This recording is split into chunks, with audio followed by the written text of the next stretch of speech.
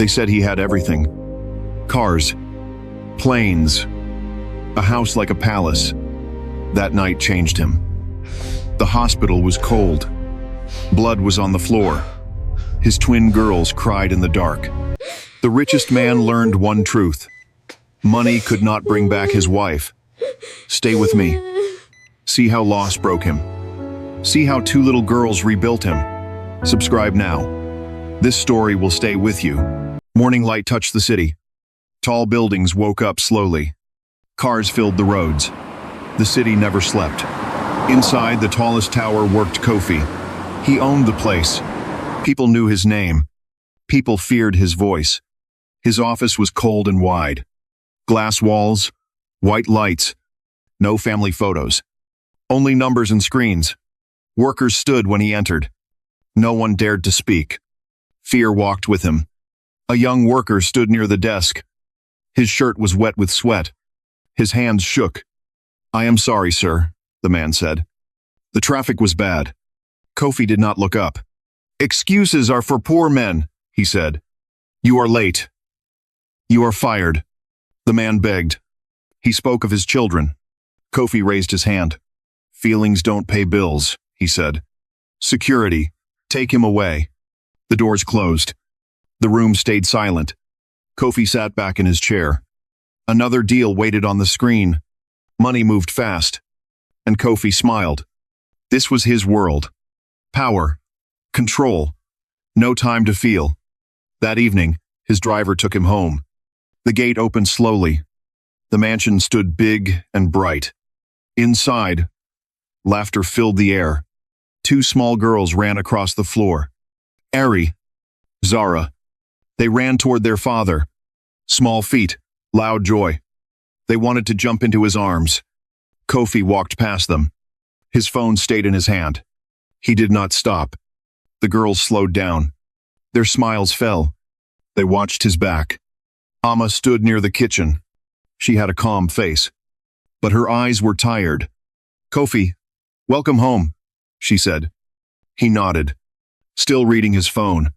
Dinner waited on the table. Hot food, soft light. Amma had cooked with care. The twins sat ready. They sat straight. They waited for his voice. Kofi sat down late. He took 2 bites. His phone rang again. He stood up fast. "Business call," he said. Amma touched his arm. "Please," she said softly. "Eat with us today." He pulled away. "I work for this family," he said. "That is love." The twins watched him leave the room. One pushed food on the plate. The other looked down. Amma followed him outside. The night air felt heavy. "Kofi," she said, "the girls need you, not money." He smiled without warmth. "You worry too much." She looked at him closely. "One day," she said, "money will not answer you." He laughed. "As long as I have money," he said, "I fear nothing." His car drove into the dark. The lights grew small, then disappeared. Amma stood still. The twins held her dress. Thunder rolled far away. Inside the big house, silence returned again. A silence no money could fill. I'm Cairo. Welcome to African Tales by Cairo. This story is emotional. Please subscribe. The next day felt special in the house. Sunlight came in soft and warm. Music played low in the background. Colorful balloons filled the room. A cake sat on the table. 6 small candles waited on top. Ari and Zara jumped with joy. Today was their birthday. They wore bright dresses. They laughed and clapped. Amma smiled as she watched them. Her eyes were full of love. She fixed the ribbons again and again. "Kofi will come early today," she said. He promised. The twins believed her. They trusted her words. Kofi walked in late morning. The girls ran to him. "Daddy, Daddy," they shouted. For a moment, he smiled. He picked them up. Just for a moment. Amma looked hopeful. She touched his arm. "Please," she said. "Today, no work. Just them." Kofi nodded. "Yes," he said. "Just today." The twins danced to the music. Their feet moved fast. They laughed loud. Amma pulled Kofi to dance. He laughed too, a rare sound. For a short time, the house felt alive. Then his phone rang. Once, twice, again. He ignored it first. Then it rang louder. His face changed. He checked the screen. His smile faded. "This deal is big," he said. "I must go now." Amma froze. The music kept playing. The twins stopped dancing. "Please," Amma said again. Amma said again. "Just cake. 5 minutes." Kofi looked at the cake, at the candles, at the waiting eyes. "I will watch it later," he said. "Record it." He kissed the twins' heads. "Quick." Cold. Then he walked out. The twins stood still. They held the knife together. The cake stayed uncut. Amma forced a smile. Her hands shook. That night, rain fell hard. Thunder shook the sky. Amma took the twins out later. Just a short drive. To calm them. The road was wet. Lights blurred in the rain. At the same time, Kofi sat in a glass office. Bright lights. Clean floors. Men in suits smiled at him. Papers lay on the table. Pens waited. His phone was on silent. Missed calls showed on the screen. He did not look. On the road, a truck lost control. Its wheels slid. Amma tried to turn. The twins screamed. There was a loud sound. Metal hit metal. Then silence. Back in the office, hands clapped. The deal was done. Kofi smiled wide. He felt proud. Then he checked his phone. Many missed calls. From Amma, a new call came in. Unknown number. He answered. "Is this Mr. Kofi?" A voice asked. "Yes," he said. "There has been an accident." The voice said. "Please come to the hospital." The room spun. Kofi ran out. Rain hit his face. At the hospital, the air smelled sharp. People cried nearby. A doctor walked to him. The doctor looked tired. "We tried," the doctor said. "Your wife is gone." Kofi could not breathe. The words felt heavy. "The twins are alive," the doctor added, "but they are in shock."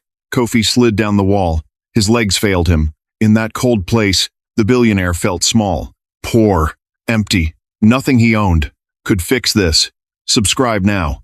Kofi's hardest journey has just begun. Night covered the city in black. Rain fell without mercy.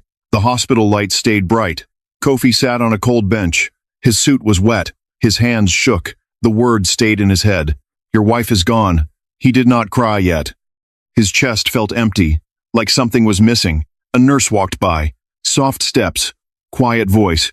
"Sir, your daughters are here."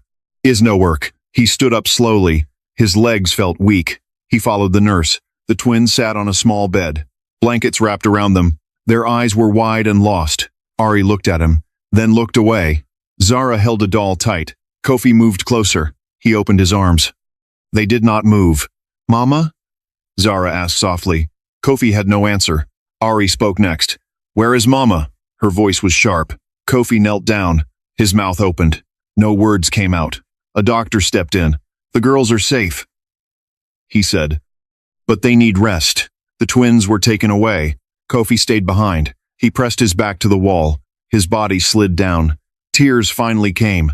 Morning came slow. The rain stopped. Gray clouds stayed. The burial day arrived. Drums beat low and sad. People wore black cloth. Amma's family filled the yard. Her mother cried loud. Her pain cut deep. "You killed my daughter." Her mother shouted. "You loved money more." Kofi stood still. He did not fight back. Every word felt true. The coffin was lowered. Red earth fell on wood. The sound hurt his ears. The twins held his hands. Their grip was weak. Their eyes stayed dry. On the way home, no one spoke. The mansion gates opened. The house felt cold. Too big. Too quiet. Amma's shoes stayed by the door. Her scarf hung on the wall. Her smell stayed in the air. The twins refused their room. They slept on the floor, close together. Kofi watched from far. He did not know what to do. That night, he walked alone, room to room. Silence followed him. He entered Amma's room. The bed was neat, too neat. He opened the closet. Her clothes stayed in place. Her perfume touched his nose. His chest tightened. On the table sat a small box. His name was written on it. For Kofi, his hands shook. He picked it up. It felt heavy. Inside were photos. Old photos. When they were poor, they smiled in those pictures. Real smiles. Under the photos was a letter. Her handwriting was soft. He did not open it yet. From the other room, he heard a sound. Soft crying. Ari's voice broke the silence. She left us, she said. Because of you. Kofi closed his eyes. The words cut deep. Zara spoke next. You love work more than us. Kofi walked away. He could not face them. He sat alone in the dark. The letter stayed in his hand, unopened. For the first time, the billionaire felt fear, not of loss, but of what the letter might say. Subscribe now. Kofi's pain has only begun. The house felt heavy that morning. Light came through the windows, but it brought no warmth. Kofi did not sleep. He sat on the couch all night. The small box stayed on his lap. The twins woke up late. Their eyes were red. Their faces looked older. Amma's mother arrived early. Her face was hard. No greeting came from her lips. I will take the girls today, she said. They need family. Kofi nodded. He had no strength to speak. The twins followed their grandmother. They did not look back. When the door closed, the house felt empty again. Kofi stood up slowly. His body felt tired. His heart felt weak. He walked into Amma's room. He closed the door behind him. The smell of her stayed in the air. It hit him hard. His eyes burned. He sat on the bed. The small box rested in his hands. At last, he opened it. Inside was a letter, folded neat, written in her hand. Kofi's breath shook. He began to read. My Kofi, the letter said. If you are reading this, I am gone. His hands trembled. Tears fell on the page. I know you love our girls. The letter went on. But you show love with money. Kofi closed his eyes. The words felt true. I remember when we were poor, Amma wrote. You held my hand every night. We had little, but we laughed more. Kofi remembered those days. Small room, thin mattress, big dreams. Money made you strong, the letter said. But it also made your heart cold. His chest tightened. If I am not here, Amma wrote, please be their father, not their boss, not their bank. Kofi could not read anymore. He dropped the letter. He fell to the floor. His shoulders shook. His pride broke. I failed you, he whispered. I failed them. Hours passed. The sun moved across the sky. That evening, the twins came home. They moved slow. They stayed close to each other. Kofi stood near the door. His eyes were red. His voice was low. I am sorry, he said. I know words are weak. The twins did not answer. I will change, he said. I will be here now. Ari looked at him. Her face stayed hard. We heard that before, she said. Zara held her sister's hand. She said nothing. Kofi felt the words cut deep. Still, he nodded. That night, he tried to sit with them. He brought a storybook. He opened it. The words felt strange. He read slow. He stopped often. The twins listened in silence. No smiles came. Kofi closed the book. He felt lost. Later, he stood alone by the window. The letter stayed in his hand. Amma's words echoed in his mind. Be their father. For the first time, Kofi understood something. Money could not fix this. Power could not help. Only time could. Only love. He looked toward the twins' room. Their door stayed closed. Kofi took a deep breath. He wiped his face. Tomorrow, he would try again. Subscribe now. Kofi's heart is about to be tested. Morning came again. Kofi woke up early. His eyes were swollen. His heart felt heavy. He stood in front of the mirror. He fixed his suit. The old habit stayed. Today, I will make them smile, he said to himself. Kofi drove to many shops. Big shops. Bright lights. High prices. He bought tablets. New dolls. Soft dresses. Shiny shoes. The bags filled his car. He felt ready. At home, the twins sat on the floor. They drew pictures in silence. Kofi walked in smiling. Look, he said. I got you gifts. He placed the bags in front of them. Ari looked first. Zara followed. They opened the bags. Their eyes lit up for a moment. Then the light faded. Thank you, Ari said. Her voice was flat. Zara hugged the doll, but she did not smile. They went back to drawing. The gifts stayed on the floor. Kofi stood still. He did not understand. That night, he tried again. He sat with them on the bed. He opened a storybook. He cleared his throat. He began to read. The words felt hard. He stopped often. He lost his place. Zara yawned. Ari looked away. After a few lines, they lay down. They turned their backs. Kofi closed the book. Shame filled his chest. The next day, he sent the driver to school events. Like before. In the afternoon, his phone rang. It was the school. Sir, the teacher said. Please come now. Kofi drove fast. Fear sat beside him. At school, parents filled the yard. Children played. Inside the class, Ari and Zara stood apart. Their faces were angry. They fought today.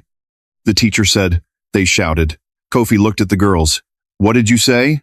He asked. Ari spoke first. We hate rich people, she said. They took our mother. The class went quiet. Zara added, Our father loves money more than us. Kofi felt the room spin. The teacher looked at him. Her voice was calm. Sir, she said, do your daughters see you? Or do they only see your money? Those words stayed in the air. They cut deeper than any blade. Kofi took the girls home. No one spoke. That evening, he walked outside alone. He passed the gate. He kept walking. Near the road, he saw workers resting. Men from his factory. They ate small meals. They laughed softly. One man's little girl ran to him. She jumped into his arms. His clothes were dirty. He kissed her forehead. She laughed loud. Kofi watched from far. His chest tightened. He walked closer. Why do you smile? He asked. You have so little. The man smiled back. My child is my wealth, he said. As long as she laughs, I am rich. Kofi could not answer. That night, he sat outside his mansion. No lights, no phone. Amma's letter lay on his lap. The words burned in his mind. Be their father. Kofi looked at his hands. They had signed many deals, but they had held little love. For the first time, he asked himself a hard question. Who am I? Without my money? Subscribe now. Kofi's real test is coming. Kofi woke up before sunrise. The house was quiet. Too quiet. He walked to the twins' room. The door was half open. They slept close together. He watched them breathe. Slow. Soft. His heart hurt. That morning, he did not wear a suit. He wore simple clothes. The driver waited. Kofi waved him away. I will drive today, he said. The twins looked surprised. Ari raised her brow. Zara stayed quiet. At breakfast, Kofi sat with them. No phone. No calls. He tried to talk. How did you sleep? He asked. Ari shrugged. Zara nodded once. The silence felt long, but Kofi stayed. At school, he walked them inside. Parents stared. This was new. The teacher smiled. She was surprised too. Kofi waited after class. He watched from a bench. He saw parents laugh. He saw hugs. He saw small hands held tight. When school ended, the twins came out slow. Zara ran to him. Not fast, but she came. Ari followed later. She did not smile, but she walked close. That afternoon, Kofi went to his factory. Not the office. The floor. Machines were loud. The air was hot. Workers froze when they saw him. Fear rose again. Please, Kofi said. Keep working. He walked among them. He saw tired faces, hard hands. During break time, he sat with them. No desk, no chair. One worker spoke. My child is sick, he said. I still came. Kofi listened. He did not judge. Another spoke. My son reads to me at night, he said with pride. Kofi felt a sting. That evening, he cooked at home. The food burned. Smoke filled the kitchen. The twins laughed. A real laugh. Kofi smiled. He did not feel shame. They ate together. Simple food. Warm air. Later, he tried to help with homework. Math was easy. Reading was not. He listened. He did not rush. Ari corrected him once. He said, Thank you. One. She paused. She looked at him. That night, he sat between them. He told a small story about a man who was always busy, about what he lost. Zara leaned on his arm. Ari stayed quiet, but she listened. After they slept, Kofi sat alone. He thought of Amma, of her words. He saw the path clearly now. It was not fast. It was not easy, but it was real. The next day, he made a choice. He wrote a note at work. I will come late. No fear. He looked at the twins' room. The door was open. Kofi smiled. A small smile, but true. For the first time, he felt close to being a father. Kofi did not go home after work that day. He stayed at the factory till sunset. The noise of machines filled the air. For the first time, he did not sit in an office. He stood on the floor. Sweat ran down his face. The heat was strong. The smell of oil stayed in the air. Workers moved fast. Their clothes were old. Their hands were rough. Kofi watched them closely. No fear this time. Only respect. During break time, he sat on a wooden box. The workers sat near him. No titles, no power. A man spoke first. My wife died last year, he said. I raised my son alone. Kofi looked at him. How do you do it? He asked. The man smiled. One day at a time, he said. Love does the rest. Another worker spoke. I walk far to work, he said. But my child waits for me at night. Kofi listened. His heart felt tight. He saw a little girl nearby. She waited by the gate, bare feet, dust on her legs. Her father finished work. She ran to him. She jumped into his arms. He laughed loud. He kissed her head. His smile was full. Kofi turned away. His eyes burned. He remembered his twins, how they waited for him, how he walked past them. That night, Kofi went home late. The twins sat in the living room. They waited for him. I am sorry, he said. I stayed at work too long. Ari looked surprised. Zara smiled small. He sat with them. No phone. No rush. They ate together. Simple food. Warm talk. After dinner, Kofi washed dishes. Water splashed everywhere. The twins laughed, loud and free. Later, he asked about their day. Ari spoke long. Zara added small words. He listened. He did not interrupt. That night, he tucked them into bed. He pulled the blanket close. He kissed their heads. Zara whispered, "Good night, Daddy." The word hit him deep. After they slept, Kofi sat outside. Crickets sang. The air was calm. He held Amma's letter again. He read it slow. You are not late. The words felt alive. Just choose them. Kofi looked at the sky. Stars filled the dark. For the first time, he felt something new. Not power. Not pride. Peace. He knew the road ahead was long. Mistakes would come. Pain would stay. But he was ready. Inside the house, his twins slept safe. And for the first time, Kofi felt rich. Not in money, but in heart. Subscribe now. Kofi's journey is only getting deeper. Kofi packed the car early that morning. Small bags. Simple clothes. The twins watched him. Their eyes were unsure. We are going to the village, he said. Your mother's home. Ari stayed quiet. Zara nodded slowly. The road was long. The city faded behind them. Tall buildings became trees. Dust rose as they drove. The air felt dry. The sky felt wide. When they arrived, the village was calm. Small houses stood close. Red earth covered the ground. Children ran with old tires. Women carried water on their heads. Men sat under trees. Life moved slow. Amma's mother stood near her house. Her face stayed hard. She saw the twins first. Her eyes softened. My children, she said. She pulled them close. Then she looked at Kofi. No smile came. You came late, she said. My daughter needed you. Kofi bowed his head. I know, he said. I failed her. He did not argue. He did not defend himself. I came to learn, he said. And to stay, if you allow. Amma's mother turned away. She did not answer. The twins followed their grandmother inside. Kofi stood alone. That day, the twins played with village kids. They laughed again. They chased chickens. They ran barefoot. They smiled without fear. Kofi watched from far. His chest felt warm. In the afternoon, he tried to help. He carried water from the stream. The bucket was heavy. His arms shook. People laughed softly. Not in mock, in kindness. An old man spoke. Your hands are rich, he said. They are not used to work. Kofi smiled small.